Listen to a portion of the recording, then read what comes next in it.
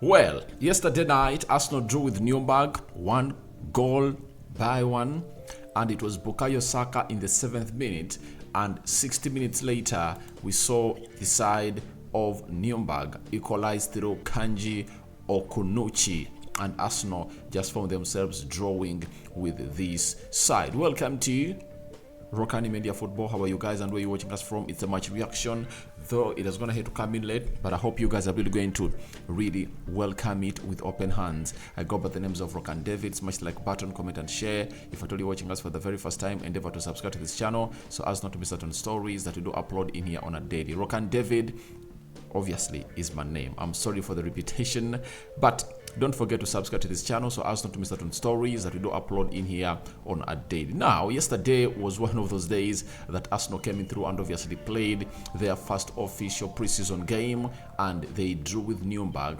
1-1. So Bukayo Saka, star boy, found himself in a position of really scoring for Arsenal, and Arsenal had very many chances in the first half.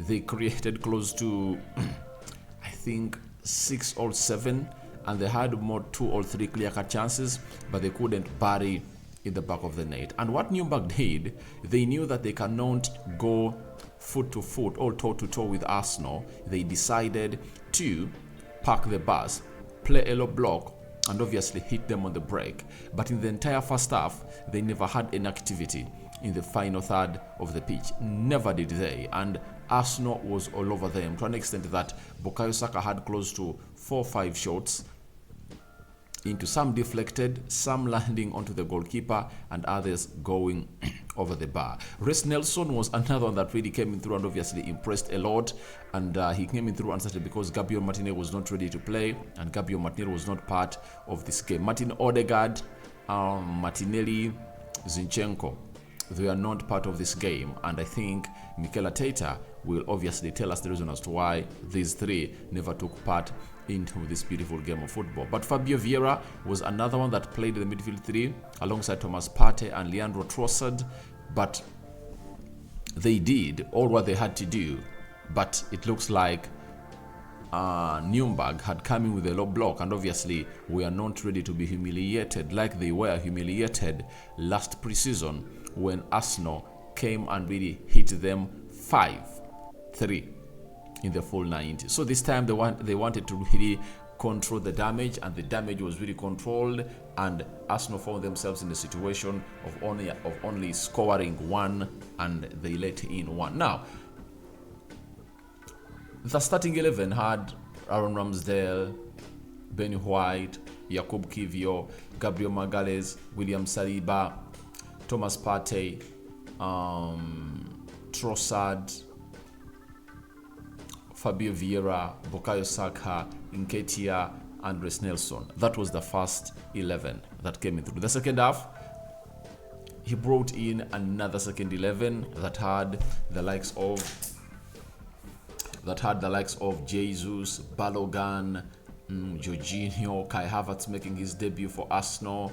You know, Cedric Soares was another one that came in through. Nwaneri was also part of the team. So even the second half, they really played very well. I saw Balogun missing out on 2 sitters, guys. That's it. 2 sitters. One was denied by the goalkeeper, and the other one, he went in for a side net. So he missed out on those 2 chances. And Arsenal created, by the way, more clear-cut chances in the second half, but they couldn't really cross the line or make them count. That was the big problem, and I think it's all about them coming back from the preseason, coming back from their holidays. Their sharpness is not as it is or it was. So it looks like this is the first seriously competitive game that Arsenal just need to find themselves really not even going ahead to judge players, because it's just the second one they've gone ahead to play for many. And for Bukayo Saka, Ramsdale, Thomas Partey, I think it was the first. That's Jorginho's of this world, like Kai Havertz. It was the first game they've gone ahead to play, and you cannot even judge them a lot. That's why I might not even do player ratings for this game, because it's one of a kind that you don't really see the full potential of the player. Even when it comes to Kai Havertz, he had his good touches, but obviously some questions raised though Arteta's gone ahead and defended him and told us that he is going to become a better player. So I don't want to go out and really select players apart from those that really missed out on scoring goals, because if you're a striker, sometimes you just need to score anytime you are given the ball. Even if you are just waking up from your bed and they take you to the field, there are chances that you should score. Balogun, through chances, I think would have gone ahead at least to score 1 out of 2. For a player who has always gone ahead to really send a statement that he's ready and wants to go into the pecking or the first team of Arsenal to displace Gabriel Jesus and Edin Nketiah, he needed to hit the ground running. So, for most of the players, it was not all that a game. I'm going to go ahead and blame them. But for Balogun, he's this kind of player who has always gone ahead to say, I want to play. I want to play for the Arsenal side. So, if you want to play for the Arsenal side as a starter, this should be what we call an announcement game. You announce yourself that I'm here.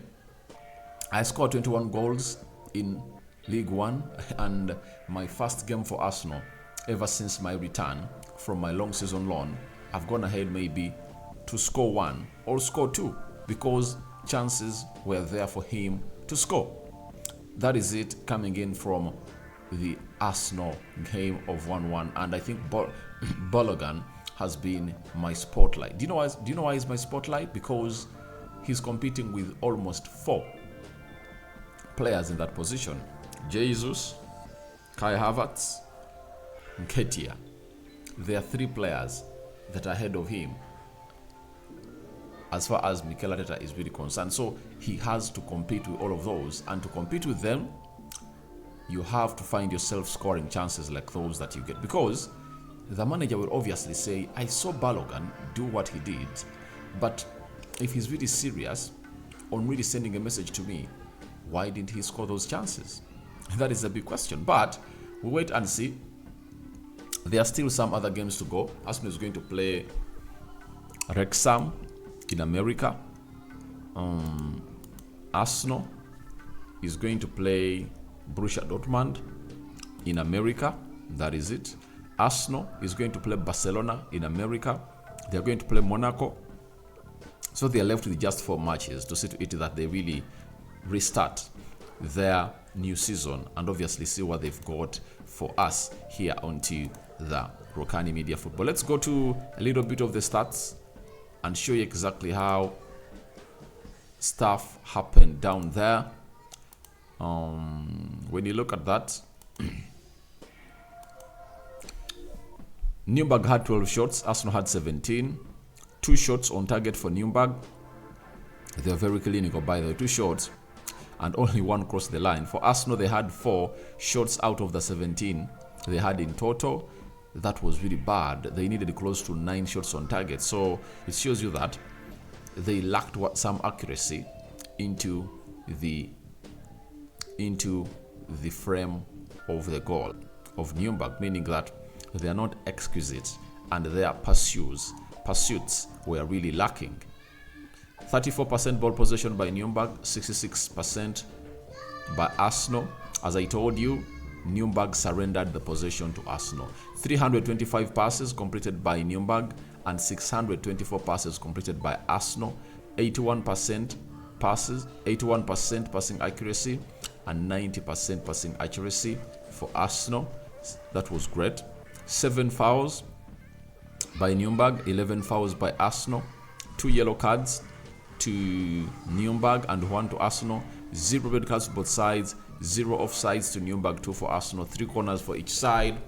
And that's how it ended at the Max Morlock Stadium down in Germany. And Arsenal found themselves really returning and flying back to London as they prepare to go ahead and obviously board to America. That's going to be on a Sunday. Now, Mikel Arteta said the following after the game, that yes, many of the things that I saw in the first half, and especially with the efforts of the boys, they have only had 3 training sessions, so I had to give them minutes and exposure for them to understand and start connecting with each other.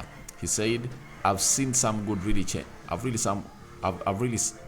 seen really some good changes with the amount of changes we have made, and that is why the game declined, especially in quality and in control.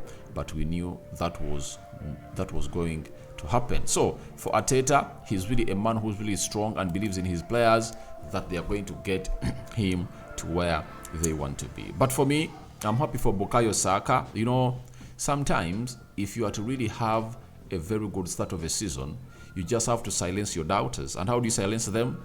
Going ahead to obviously score a goal in this game. And I think everyone is going to be having Bukayo Saka as one of those players to light up the Premier League next season. So guys, your thoughts on to Arsenal 1, Nurnberg 1 are welcome in the comment section below.